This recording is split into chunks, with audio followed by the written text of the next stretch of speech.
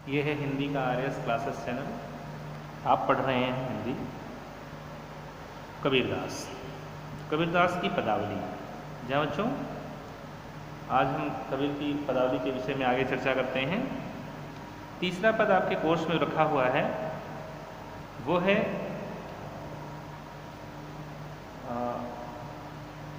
कबीर, जिसमें पंडित वाद वदंते झूठा, जिसमें कबीरदास ने जन्म मृत्यु के आवागमन से मुक्ति पाने के लिए ज्ञान के शब्दों के उच्चारण मात्र से काम नहीं चलता, बल्कि उसके लिए सच्चे प्रेम सच्चे मन से प्रभु के नाम का स्मरण करना पड़ता है, ये बताने का प्रयास किया है।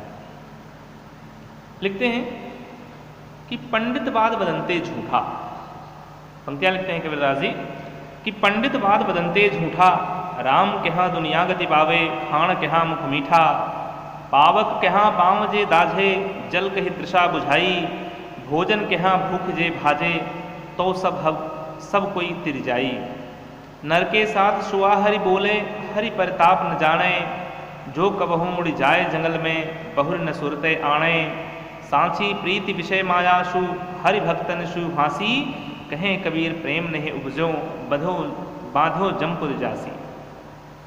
कहते पंडितवाद वदंते झूठा, केवल दिखावा करने से, भगवान के नाम का स्मरण करने मात्र से ही, छापा तिलक लगाने से ही भगवान की जिस तरह से भक्ति नहीं होती है, वैसे ही केवल राम राम जपने से जीव का कल्याण नहीं हो सकता, उसे मोक्ष की प्राप्ति नहीं हो सकती। इसी चीज़ को इस पद में कबीरदास ने बताने का प्रयास किया है। कबीरदास कहते हैं कि विद्वानों का यह कहना, पंडित माने विद्वान, जाति विशेष से नहीं संबंधित है, ये पंडित माने विद्वान कहा जाता है, पांडित्य है ये।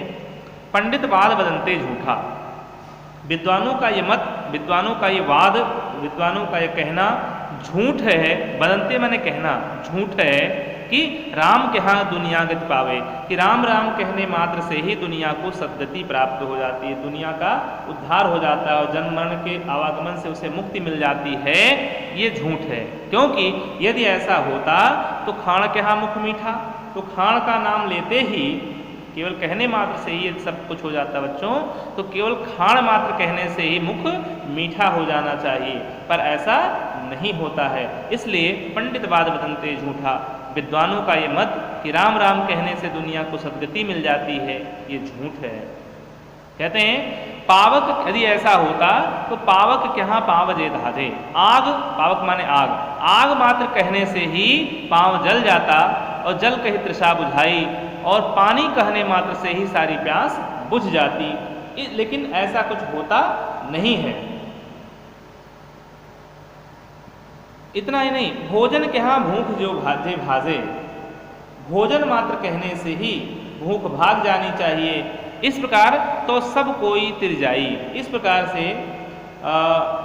नाम मात्र का उच्चारण करके संसार का प्रत्येक प्राणी इस संसार सागर से तर कर मोक्ष प्राप्त कर लेता, पर ऐसा नहीं होता है। क्योंकि एक दृष्टांत देते हैं कबीरदास जी, एक उदाहरण भी देते हैं साथ में कि नर के साथ सुआ हरि बोले, मनुष्य के साथ रहने वाला, उसका पिंजरे में बंद उसका सुआ माने तोता, उसका पालतू तोता भी राम राम हरि बोले, राम राम बोलना सीख जाता है, हरि का नाम लेना सीख जाता है। नर के साथ रहने के कारण, मनुष्य के साथ रहने के कारण उसका पालतू तोता भी राम राम कहना सीख जाता है, किंतु हरि परिताप न जाने, लेकिन भगवान के प्रताप को, भगवान के वास्तविक तथ्य को वह नहीं जानता, भगवान की महिमा को वह नहीं जानता। क्योंकि जो कबहू उड़ जाए जंगल में, अगर उसे कभी मौका मिले, अवसर पाकर वह अगर जंगल में उड़ जाता है, बहुर न सुरते आणे, तब उसे राम के नाम का स्मरण फिर कभी नहीं होता, इसीलिए वह मोक्ष नहीं प्राप्त कर पाता। कबीरदास जी कहते हैं कि साची प्रीत विषय मायासु, जिसकी हरि भक्तन सुहासी, कहते हैं मुझे उन भगवान के भक्तों पर हंसी आती है, हंसी आती है, हरि भक्त भगवान के भक्तों पर, मुझे उन भगवान के भक्तों पर हंसी आती है। साची प्रीत विषय मायासु, जिनकी सच्ची प्रीति सांसारिक विषय वासना और माया से होती है,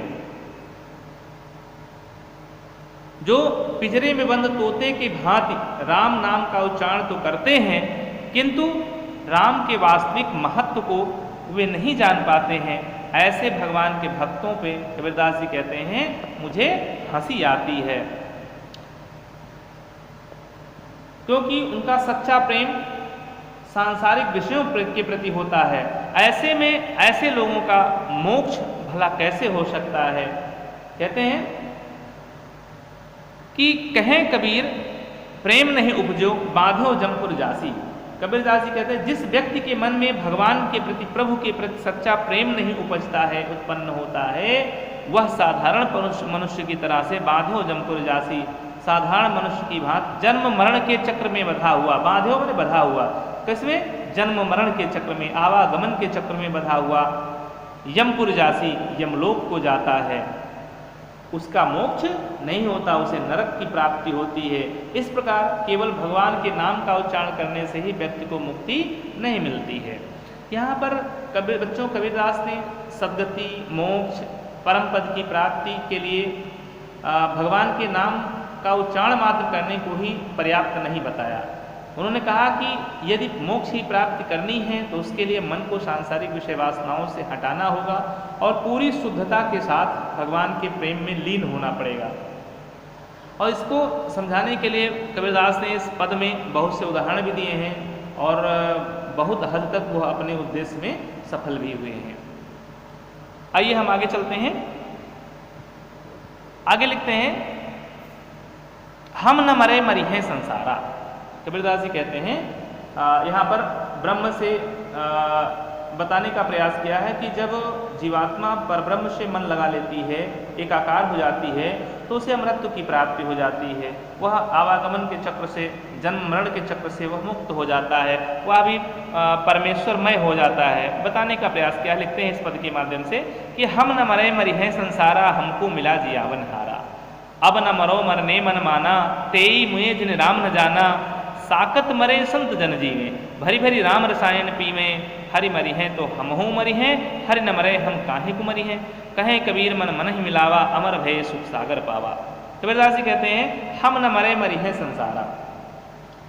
कहते हैं कि यह संसार भले ही मर जाए लेकिन अब मेरी मृत्यु नहीं होगी, नहीं होने वाली, क्योंकि हमको मिला जियावन हारा, क्योंकि हमें जिलाने वाला मिल गया है, हमें जीवन दाता परमात्मा की कृपा प्राप्त हो गई है, इसलिए अब मैं नहीं मरूंगा, क्योंकि अब न मरो मरने मन माना। अब मैं नहीं मरूंगा क्योंकि मैंने मन माना, क्योंकि मैंने मृत्यु को ही मन से जान लिया है, क्योंकि मेरे मन ने मृत्यु को जान लिया है।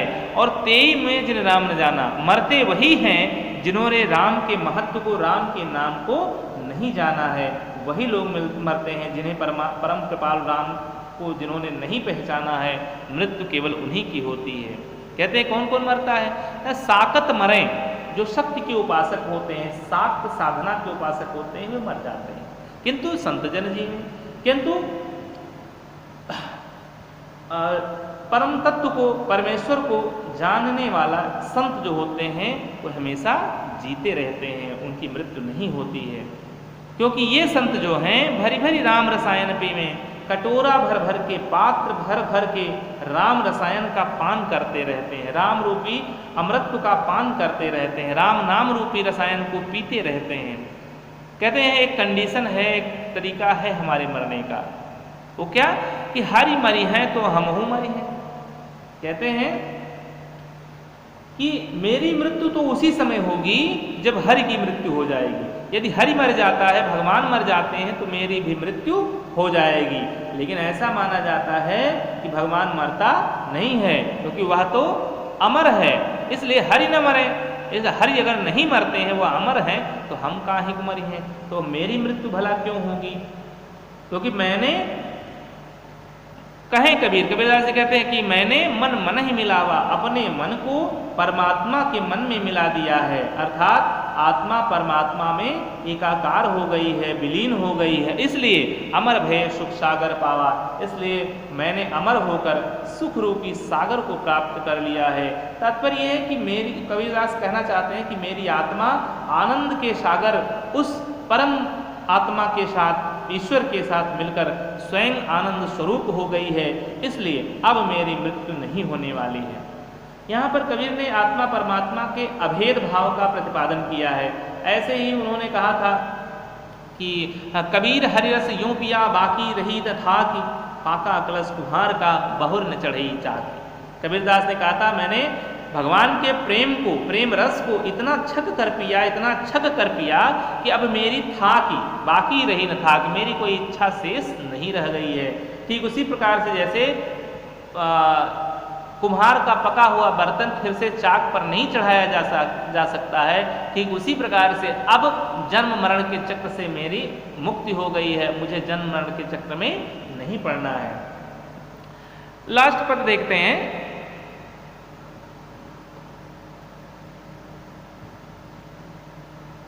कबीरदास लिखते हैं, ये थोड़ा सा रहस्यात्मक पद है।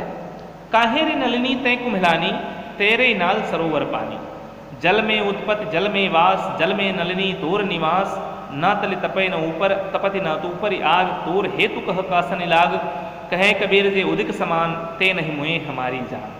कबीरदास जी कहते हैं यहाँ पर कमलिनी के माध्यम से आत्मा की स्थिति पर प्रकाश डालने का कबीरदास ने प्रयास किया है। इसके दो अर्थ होते हैं। एक सामान्य अर्थ के रूप में अगर कमलिनी के अर्थ में कमल के रूप में देखेंगे तो उसका अर्थ होगा काहिर नलिनी तय कुम्हिलानी।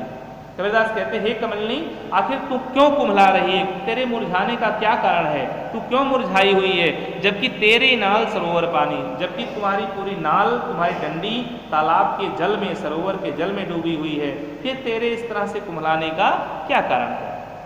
आगे कहते हैं जल में उत्पत्ति, तेरा जन्म जल में होता है, जल में वास, तू जल में ही रहती है, जल में नलिनी तोर निवास। और हे कमलिनी, जीवन पूर्ण करने के बाद जब पूरा उम्र हो जाती है तो तू उसी जल में फिर लय हो जाती है, विलीन हो जाती है, तो तुम्हारा उसी में निवास, अस्थायी निवास बन जाता है। ना तलि तपति, ना तो तू नीचे से तपती है, तुम्हारे नीचे कोई ताप रखा हुआ है, ना ऊपर आग, ना ही तुम्हारे ऊपर आग ही है, अर्थात ना तो तुम्हें नीचे से कोई कष्ट है, ना ही तुम्हें ऊपर से कोई कष्ट है।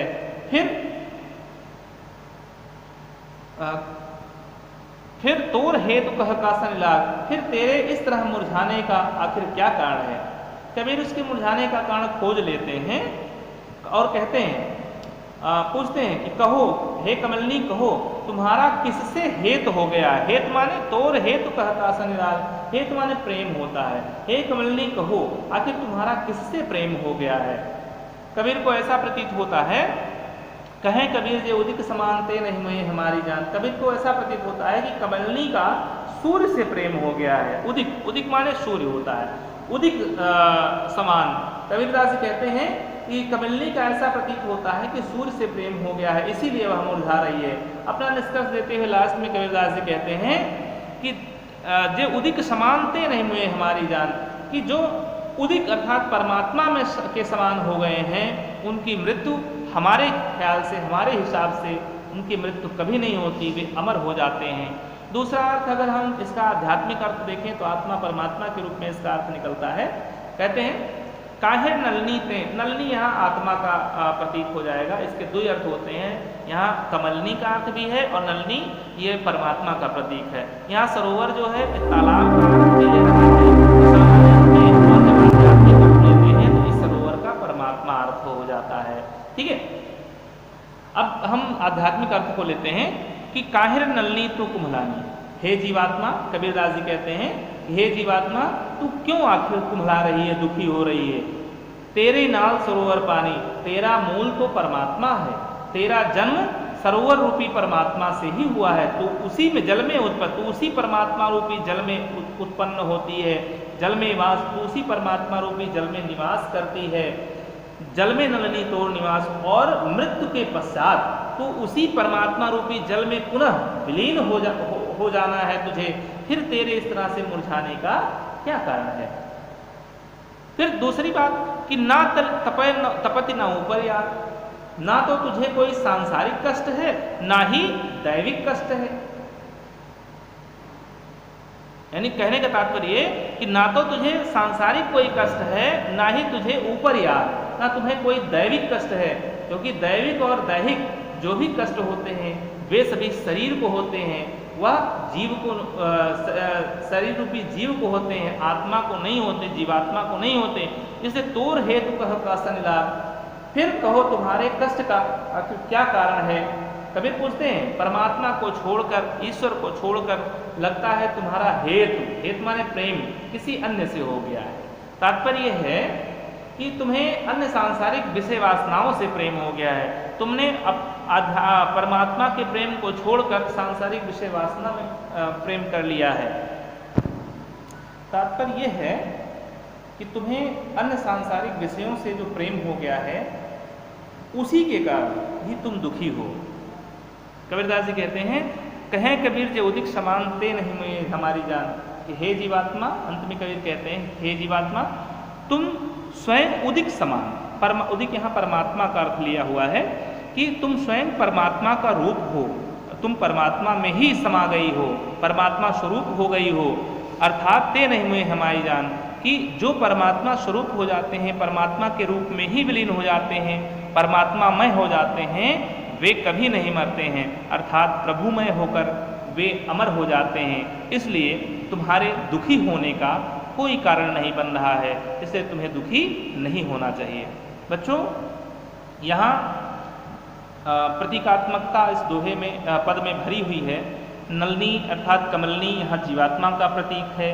सरोवर जो है तालाब तो है ही सरोवर का सामान्य अर्थ, लेकिन ये ब्रह्म का, परमात्मा का, परमेश्वर का भी प्रतीक है। उदिक यहाँ ब्रह्म का प्रतीक है। उदिक को सूर्य भी कहा गया है, सूर्य का सामान्य अर्थ में सूर्य का अर्थ ले रहा है, तो वहीं ब्रह्म का प्रतीक भी इसे माना गया है।